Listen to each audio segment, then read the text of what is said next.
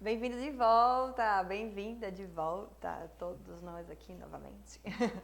Bem, essa é a unidade 3, que é intitulada, pois se esse dia não ler, titia não saberá mais, porque eu já escrevi tantas páginas desse e-book que a cabeça já não está lá essas coisas. Mas esses são os conceitos básicos de design editorial. Então eu trouxe aqui uma vasta amplitude de coisas, né, de opções para que a gente possa ver, né, diferentes formatos, diferentes maneiras da gente fazer essas publicações editoriais. Bem, nessa unidade a gente começou falando um pouco sobre como é essa dinâmica de mercado, né, do design editorial, para que você possa se situar. Vai que você se apaixona por isso e quer trabalhar com isso, que eu espero que aconteça com alguns, porque de fato é muito cativante essa área, eu gosto muito, especialmente assim, design de livros é minha paixão. E, e é bom a gente saber quais são os percalços, né? Quais são os cargos, né? Por assim dizer, que a gente pode estar aí colocando. Se colocando, né, para prestar esse serviço. Então, assim, a gente começa falando um pouco sobre isso.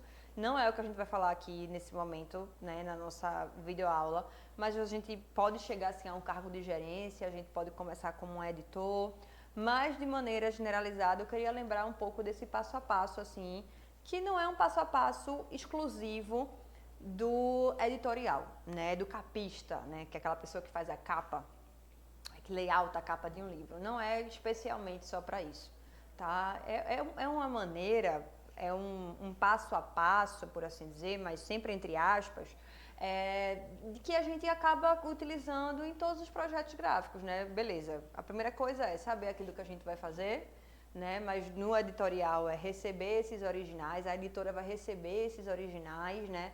O texto ele vai ser preparado, né, para ser publicado, porque não é do jeito que o autor escreveu da primeira vez, ele recebe toda uma preparação ortográfica e de diversas outras coisas.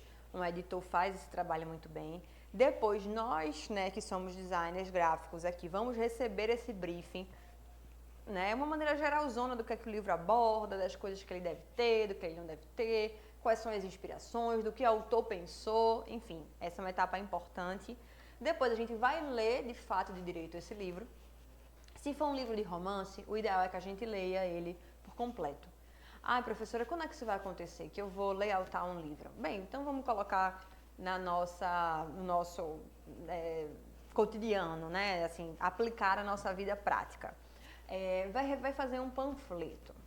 Vai fazer um e-bookzinho de uma nutricionista. A nutricionista hoje em dia gosta de fazer, de colocar alguma coisa, um médico mesmo, algumas instruções, e ele manda o PDF para o paciente. Às vezes são 3, 4 páginas. Um próprio panfleto mesmo, uma página só, às vezes você faz um panfleto frente e verso. Você vai layoutar aquilo sem ler quais são as informações que vão estar escritas ali. Pode ser qualquer coisa, de supermercado, né, até um panfleto de uma livraria. No supermercado você vai precisar ver se a legenda está de acordo com a figura. Se está dizendo lá que o peito de frango está por não sei quanto e do lado tem uma caixa de bis, é porque a gente não fez o básico, que era ler o conteúdo. Então, ler a leitura dos originais é super importante, porque você lê um capítulo só e diz, o livro é sobre isso. E depois tem uma série de coisas que acontecem no livro, e o livro não é sobre aquilo que foi apresentado no primeiro capítulo. Agora, quando a gente fala de livros mais científicos, mais acadêmicos, nem sempre a gente vai ler tudo. Mas ler um capítulo, um ou dois, já é o suficiente. Ler o sumário, dar uma boa olhada nesse original, né? Dar uma vasculhada bem legal, dar uma estudada naquilo, mas não precisa necessariamente ler tudo, beleza? Mas quando se trata de um conteúdo assim mais romance, mais literatura e de outros menores, sim, leia tudo, né? Faça o básico, que é ler tudo, para não passar por esse perrengue. E depois disso, depois dessa leitura dos originais, né, leitura que a gente precisa fazer sempre, aí sim a gente vai começar a iniciar o projeto gráfico, que vai ter uma série de reuniões, que a gente vai estar mandando, né, provas, né, a gente chama de prova aquilo que seria não só o rascunho, mas, por exemplo, vou fazer a capa de um livro, né, vou ser capista de um livro. E aí nesse livro aqui, que eu vou fazer a capa, eu faço um primeiro rascunho, mostro quais são as cores que eu estou pensando, alguns elementos, e eu mando, né, para a editora, mando para o autor, para ele saber, para dizer, é isso mesmo, está no caminho certo, para que a gente possa continuar, né, nessa mesma rota E a gente não divergir disso, né? Não ir para o lado oposto daquilo que a editora ou o autor, que o dono do negócio está pensando. Beleza? Bem, mas além desse exemplo prático que eu coloquei, que vai desde o panfleto e tudo, vamos voltar para a publicação editorial, porque é sobre isso, essa nossa disciplina. Bem, aí eu falei um pouco sobre isso, né, no nosso e-book, falei sobre como começar esse projeto gráfico e aí falei sobre a estrutura do livro físico, que eu vou pedir já de antemão que o nosso cameraman aqui coloque o zoom. Eu trouxe esse exemplo, que foi um exemplo que eu trouxe também no livro. A gente não vai falar sobre as partes externas do livro agora. Vamos falar sobre as partes internas. A gente dividiu os elementos em 3 tipos de elemento. Em elementos pré-textuais, textuais e pós-textuais. Foram esses 3 elementos. Esses elementos pós-textuais são o que a gente vai ver na próxima unidade. Agora, a gente vai ver esses elementos que são pré-textuais e textuais, por assim dizer. Então, os elementos pré-textuais são tudo aquilo que vem antes, as páginas anteriores ao conteúdo de fato e de direito, né? E os elementos pós-textuais seriam aqueles que estão ali ao redor do texto. Então, a capa, enfim, a lombada e por assim vai. Então, de antemão, vamos começar com a falsa folha de rosto, que esse livro aqui tem a sua falsa folha de rosto. Às vezes, essa falsa folha de rosto pode ter só uma ilustração, pode ter um padrão, pode não ter nada, né? Mas esse daqui tem o título, que é o que mais comum a gente vê, esse título, e nesse caso aqui desse livro. Bem, que é a filha única. Depois a gente tem de fato e de direito a folha de rosto, que a gente tem o nome do autor, a gente tem o título da obra, aqui a gente também tem a tradução, e a gente tem um dos formatos aqui do logo da editora, que nesse caso é a Todavia. Aqui a gente não vai ter a página de créditos, né? Ou seja, não tem uma página de créditos aqui. Depois dessa página de créditos que não houve, a gente tem a dedicatória, que é sim, essa página aqui é uma dedicatória. A autora está dedicando esse livro para uma amiga dela, enfim, ela comenta aí essa história. Depois da dedicatória, a gente teria uma epígrafe, e de fato é o que acontece. Nesse livro aqui a gente tem uma epígrafe, na verdade 3, né? São 3 pedacinhos de um livro, né, de um texto que a autora acha importante e que ela coloca aqui essa epígrafe. Bem, além disso, nos elementos pré-textuais normais, a gente teria, e eu vou abrir aqui rapidamente para que você veja. Aqui, ó, nesse caso mesmo, a gente teve agradecimentos, ó. Agradecimentos também, que pode ser depois da página de créditos. Aí a gente também tem aqui um prefácio desse livro, mas eu abri aqui esse livro só para mostrar o sumário. O sumáriozinho, que é normal que a gente tenha um sumário. Aqui a gente tem um sumário comprido, né, um livro mais científico, por assim dizer. Aqui não tem uma lista de ilustrações, nem de abreviaturas, nem de siglas, mas a gente tem aí essas páginas que podem ser antes ou depois, de toda maneira fica aqui interessante. Bem, aí aqui voltando para esse livro, depois que a gente tem as epígrafes, nós começamos com o texto de fato e de direito, que aí tem uma diagramação interessante, depois a gente vai conversar um pouco mais sobre isso. Mas, de toda maneira, esses são os elementos pré-textuais que a gente vê naturalmente, assim, quando a gente olha folha, falsa folha de rosto, a folha de rosto em si, a capa, enfim. Aí, uma coisa interessante desse livro, eu vou pedir para o nosso cameraman novamente mostrar, é que lá no começo, naqueles elementos pré-textuais, a gente esperaria a ficha catalográfica. Ela viria aqui logo na frente, mas ela não está. Ela está, ó, no fundo do livro, que também é uma opção.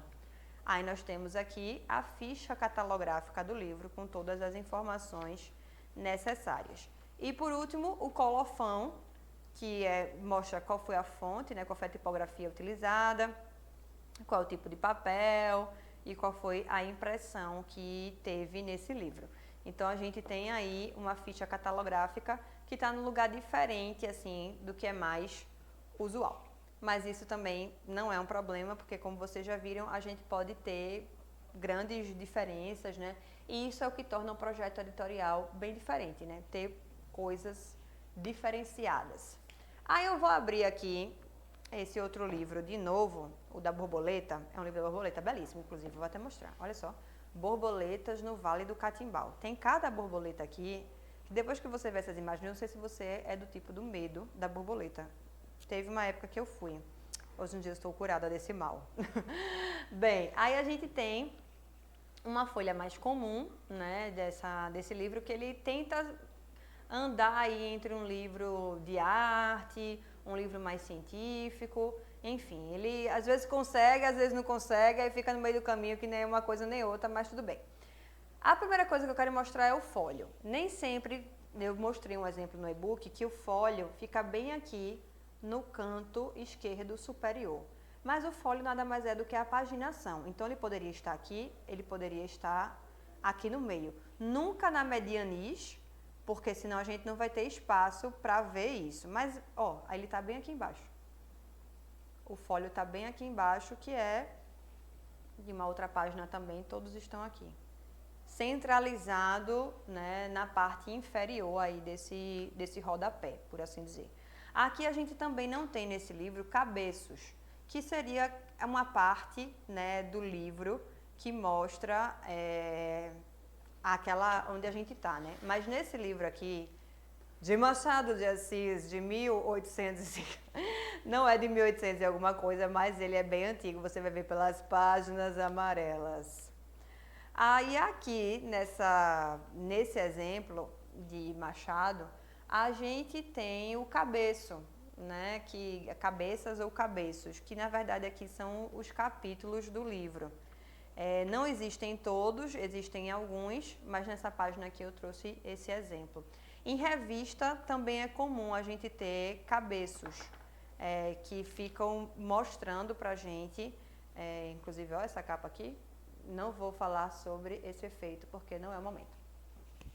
Mas, de toda maneira, a gente tem esses elementos de dentro da página que a gente falou um pouco, né? Aí a medianis, que é esse espaço que fica no centro. Esse livro antigo é fogo, olha só. A medianis, você precisa abrir o livro excessivamente, assim, 180 graus para poder ver, porque o espaço que tem é muito curto. Então, às vezes, você vai ter que fazer uma leitura até aqui, abrir o livro e depois fazer assim. Eu já peguei muito livro, já li muito livro assim. Vocês também já devem ter lido muito livro assim. E isso é por conta, né, de tantas coisas, que a principal delas é a econômica, né? Então, quanto mais a gente consegue colocar numa página, mais a gente economiza, né, na quantidade de folha de papel. Acontece, minha gente. Aceita que dói menos, né? Enfim. E aí eu mostrei esses exemplos aí, que são exemplos bem interessantes. Claro que também existem alguns outros elementos, pós-fácil, glossário, índice remissivo, enfim, tem vários livros que tem, né, eu vou mostrar aqui um que tem referências, acabou que não tem um índice, né, um índice remissivo, mas ele tem a referência, né, aqui, ó, tá escrito aqui referências, que no final das contas nada mais é do que a bibliografia. Tem aqui a lista, né, da bibliografia toda do livro. E aqui ele tem muitas fotografias, esse livro tem muitas fotografias, mas ele coloca já no final de cada capítulo essa lista, né? Então essa lista do que estaria no final acaba se apresentando mesmo no meio do livro.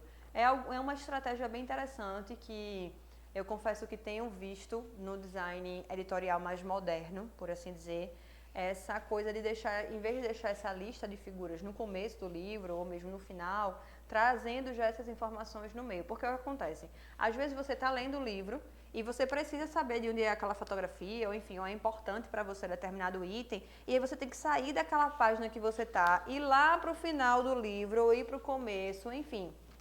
Às vezes se torna uma leitura que não fica muito fluida, especialmente se tiver muitas referências. Então, alguns designers, né, e claro, algumas editoras também têm preferido colocar essas informações logo naquela página, em algum espaço daquela página, no final daquele capítulo, para que você não tenha tanta dificuldade de achar, digamos assim, aquela informação. Bem, passando disso, a gente falou um pouco sobre produtos editoriais. E aí o primeiro deles foi o livro-texto, que eu trouxe esse exemplo aqui, que é o livro de Machado de Assis, né, que é um livro, essa edição é uma edição muito antiga, uma edição de capa dura, mas é é o livro texto, né? Que nada mais é do que texto. Texto, texto, texto, texto, texto, texto. Tem texto demais. Esse da Guadalupe também é um livro texto, né? Aí eu trouxe o formato editorial revista. Essa revista aqui é uma revista, como é que eu posso dizer, mais simplista, né? Ela tem essa coisa de ser... Simplista é fogo, o nome da revista é Vida Simples. Minimalista, professora. Isso, obrigada, aluno. Essa revista é uma revista minimalista que fala de uma vida mais simples, então as capas são sempre assim.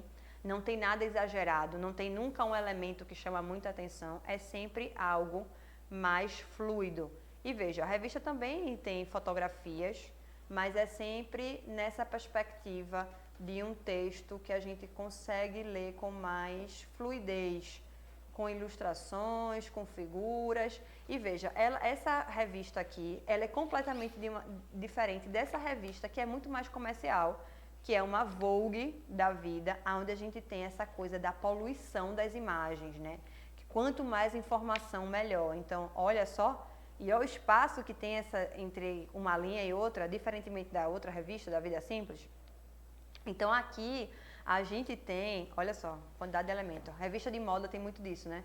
1001 produtos para que você possa ver, para que você possa ler.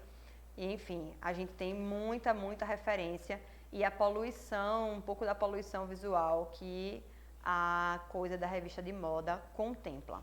Diferentemente disso, eu trouxe aqui, e eu vou abrir rapidamente, um formato de jornal diferente. Aqui a gente tem uma revista chamada Pernambuco, e essa revista é uma revista que tem essa cara mais de tabloide de jornal. Olha aqui a capa dela, Pernambuco. Esse aqui é falando sobre Virginia Woolf, e vê como ela é grande, ó. Tô mostrando do final até o começo. Eu vou pedir pro meu cameraman mostrar na outra. Veja o tamanho disso daqui, ó. Eu lendo, bem tranquila. Então, assim, ela é muito grande, né? Ela é muito grande. E a gente tem essa coisa de fazer uma leitura que lembra um pouco de jornal, mas assim, uma revista, né, por assim dizer, um suplemento que fala e que tem sobre literatura e coisa do tipo. Então, é uma opção bem interessante. Eu trouxe também o famoso livro ilustrado. E esse livro é o livro de Adriana Falcão. Na verdade, ele é em formato de paisagem, não é formato retrato. E ele tem, ó, já começa com uma faca de corte bem interessante, que ele tem um buraquinho, ó, lá dentro tem coisa.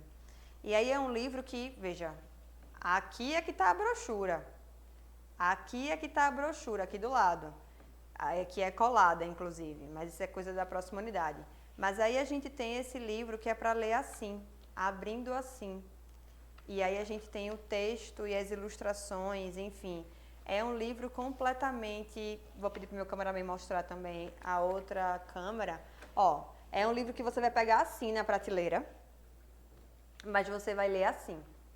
Vai passando as páginas assim. E aí fica muito diferente, né, daquilo que a gente comumente utiliza por aí. Então, vou pedir novamente o detalhe. Aqui são muitas câmeras.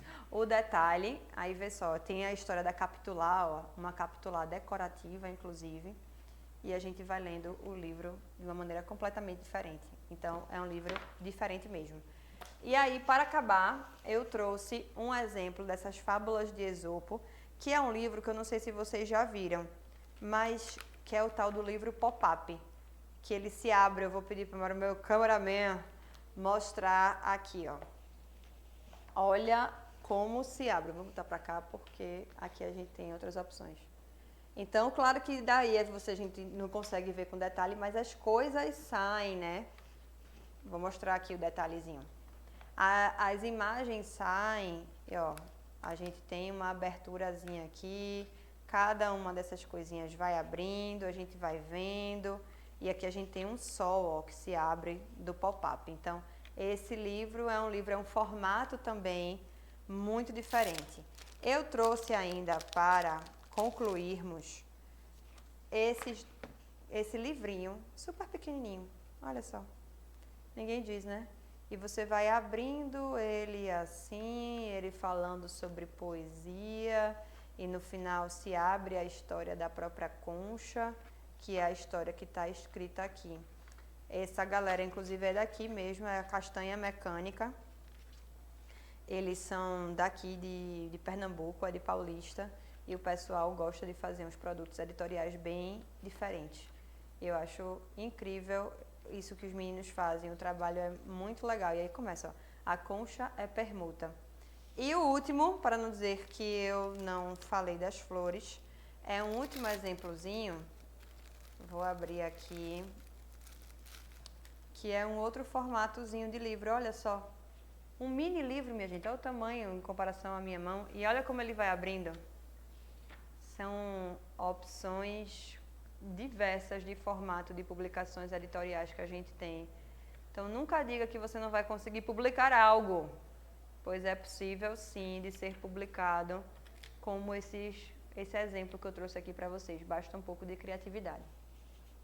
Então, assim, eu trouxe alguns exemplos. Veja, esse livrinho aqui tem colofão, viu? Tem as coisinhas, tem dizendo em que papel foi escrito, desenhado, e é muito gostosinho, assim, de ver. Trouxe vários exemplos, muitos exemplos de publicações editoriais, para que você tenha entendido que que o projeto editorial, de maneira geral, ele pode ser graficamente muito criativo e pode sair da caixa. E que a gente não precisa de muito dinheiro, como, por exemplo, esse Fábulas de Esopo, né? Com esses pop-ups todos, com toda essa tecnologia mecânica, quando abre, salta aos nossos olhos. Isso aqui é um livro que chama muita atenção da criança, mas existem também dinâmicas, existem características e técnicas mecânicas diversas que a gente pode fazer e a gente pode publicar também, né? Então fica aí ideias para o seu portfólio, para os seus próximos clientes, que eu espero que chova cliente na sua horta. Beleza? A gente se encontra na próxima unidade, que é a última. Tchau, tchau.